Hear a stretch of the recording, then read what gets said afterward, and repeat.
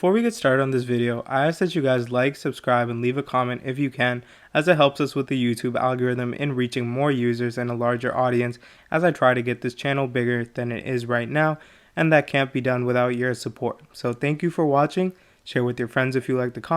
content, and let's get started. So I want to talk about the Celtics, and this is a team that, has always seemed to be one win away from reaching their finals or just one piece away from missing a finals appearance for the first time since 2010-2011 season. This team this year, however, has gotten off to a rough start in which they've started 500 at 15-15 if I'm not mistaken, and showing some inconsistency within their performances due to, for one, a confusing schedule in which, because of their postponed games, they've had a lot more back-to-backs, but such performances for such a high-caliber team are inexcusable, and there are some glaring flaws to this roster that need to be addressed before they move forward. So, to start off, they've definitely dealt with their fair share of injuries and, people dealing with the pandemic, namely Jason Tatum, as well as injuries to Marcus Smart, Daniel Tice, Jaylen Brown, Kemba Walker, and Romeo Langford. That's quite the heavy list. But still, there is still enough talent on this team to beat teams that are below them in terms of overall talent, such as the Pistons, Knicks, and Hawks. And the Hawks, even dealing with the loss of DeAndre Hunter, should have been a much easier matchup for them, given that they've been in shambles recently, going 1-7 in their last 8 games before last night's game. However, last night exposed some deep flaws within this team. Without Marcus Smart, they really don't have anyone that can contain guards, as Trae Young finished with 40 points on 14 of 20 shooting. And despite Peyton Pritchard being a gritty defender off the bench for this team, Jeff Teague, when he was in the game, provided no help defensively and really limited this team offensively with careless turnovers, poor decision making, and an inability to make shots. And this is something that's representative of the whole roster. They didn't really make that many moves in this offseason. They lost Gordon Hayward for literally nothing when they had the chance to get Miles Turner and Doug McDermott. But they also gained Tristan Thompson and Jeff Teague as their two main additions, Aaron Nesmith and Peyton Pritchard, through the draft. Aaron Nesmith has come along slowly, but is now showing to be an energetic wing player who can occasionally hit the three. And Peyton Pritchard has shown to be a massive steal in the draft, shooting at a great efficiency, as well as showing some playmaking skills and being a gritty defender. Tristan Thompson and Jeff Teague, however, have not been the marquee free agency signings that, you kind of expected as them to fill out their role and be kind of those gritty, tough guys that exhibit veteran leadership and help this team grow and mature as they chase their first finals appearance in almost 10 years now. It is 10 years now. But that really should not be your two best players off the bench. Obviously, Tristan Thompson has started some games in an alternating role with Tice and Robert Williams, but that big man rotation is simply not enough to get it done in the East that features multiple big men such as Giannis, Embiid, and Bam Adebayo. And these big men will be causing trouble for them when they reach the playoffs, and basically their paint defense needs to improve. And I've seen a lot of rumors of them being linked to Andre Drummond, but I can tell you firsthand Andre Drummond would not help this team defensively at all. He would be an aid on the rebounding end, but even offensively he could disrupt the chemistry because he does have a higher shot tendency than most limited centers, and he's not really shooting well at the rim either, so I don't agree with the idea that this team needs a big man like that. I think the main position where they could show an upgrade would be at the wing position and possibly bring in some depth for point guard. This team has a massive trade exception from the Gordon Hayward sign and trade deal that they received from the Charlotte Hornets, which they could use to bring in a guy like an Al Horford or an Harrison Barnes. Harrison Barnes has pretty much been really good for this team and is starting to live up to the high-level contract that the Kings gave him, I believe, last year or the year before, averaging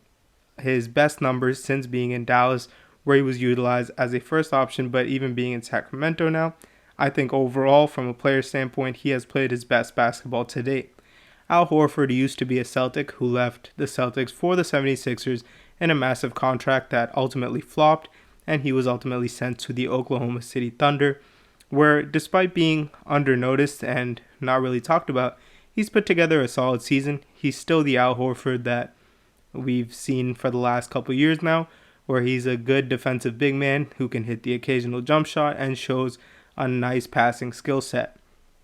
And I think having Al Horford on this team would totally overhaul the defense and really help go up against those guys that I talked about earlier, such as a Giannis or a Joel Embiid come playoff time and come at the end of the season. As for addressing the depth of the point guard position, I think that it's time to cut ties with Jeff Teague, as in my opinion, he has been one of the worst players in the league this year, especially after watching him last night. I just really don't see any positives with him. He's a very inconsistent shooter. It feels like when he does hit a three, it's like a rarity. He struggles with finishing at the rim, doesn't offer much playmaking ability anymore, and makes some careless turnovers. There are some guys on the free agency market like a Shabazz Napier who you can plug in for bringing instant offense, but there should be some, mid-tier point guards that can be brought in for depth, such as a TJ McConnell if they're able to poach him, as well as some other point guards that I think you could target, such as a Frank Ntilikina, who has not been used by the Knicks at all this season and could be used to bring in more defense on a team that really doesn't have much outside of Marcus Smart. Jaylen Brown and Jason Tatum are both solid defenders but have lapses at times, and Jaylen has shown some regression in his off-ball techniques, often getting lazy at times, which could be a result of him having a much larger role on the offensive end. But nonetheless, this team does need to add way more depth on both the defensive and offensive end.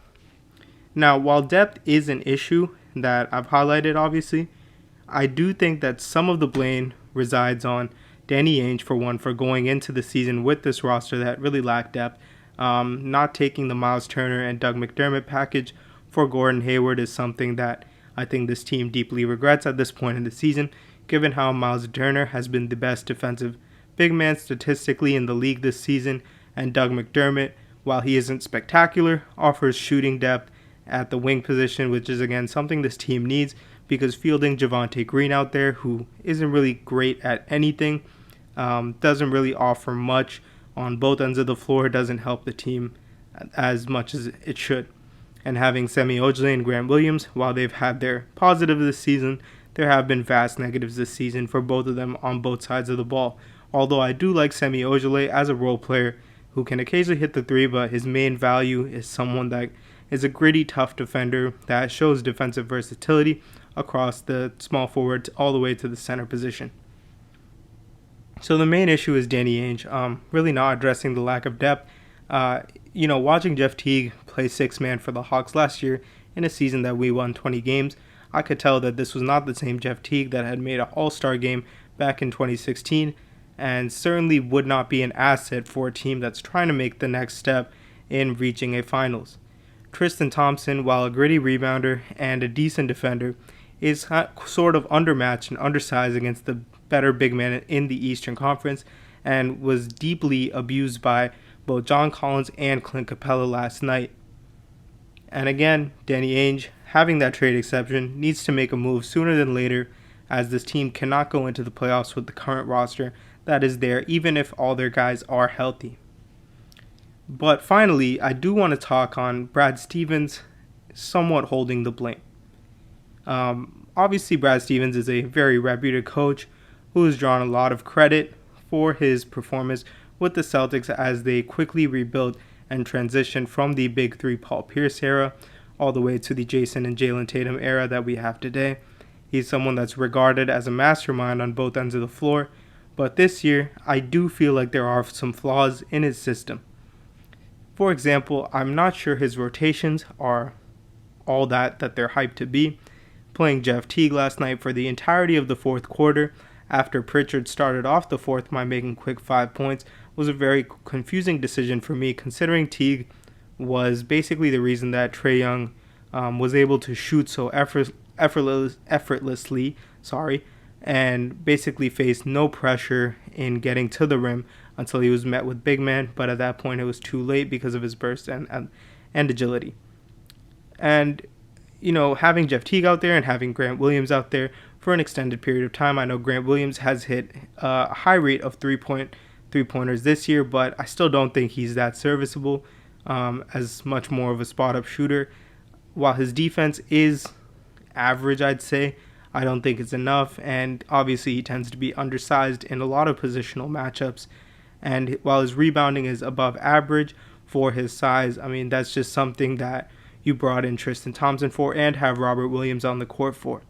I do want to see more Rob Williams as we go deeper in the season. I feel like he has been the most effective big man, although Tice can stretch out and hit the occasional three, and Tristan Thompson is a much better rebounder. I do feel Robert Williams presents the best mix of defense as well as athleticism to run with this young Celtics team as they try to push the pace of their offense. Sometimes the offense can be a bit stagnant and really lead to just bailout shots for the defense, where you're having Tatum just taking contested fadeaways, which of course have a good rate of going in. As we've seen, the sidestep three has become one of his signature packages,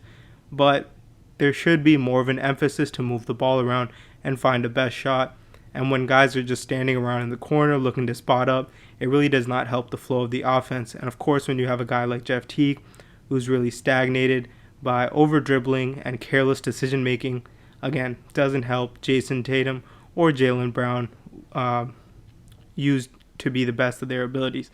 Jaylen Brown, of course, has seen a massive growth in his playmaking ability and as a dribbler and just as a mid-range shooter than we saw in years prior. But again, this is a guy that does need someone to be the main ball handler on this team, and Jason Tatum, I think, could also benefit from that. So, just to wrap things up here, I really do think having a point guard that can be more of a playmaker off the bench, especially over a guy like Jeff Teague, and, a shooting wing that can also bring some aid, that can, is more active on ball. I've thought of a Wayne Ellington or a Rodney Magruder as potential buyout options in the middle of the season, and potentially a big man like an Al Horford to be used with that trade exception to come in and shore up the defensive end, because I don't think that any of their big guys are super above average in defense, and we've seen them all be overmatched. And, Tice, Williams both have an issue with fouling, and this is something that's really been holding the team back. The Celtics are a team with loads of talent, and I do expect them to make some moves, because while I do think Ainge has been overrated throughout the course of history just because of the Brooklyn Nets idiocracy in making that Paul Pierce and KG trade from so long ago, he is still an above average general manager for sure, and should really show his expertise by bringing in the help that this team needs. So again, if you enjoyed this video and today's content, please leave a like and subscribe, and stay tuned for future content regarding the NFL and the NBA. My NFL mock draft will be out tomorrow, and I'm very excited to share that with you. It's something I've been working on for months. So have a great day, great night, and be safe out there, and I'll talk to you guys soon.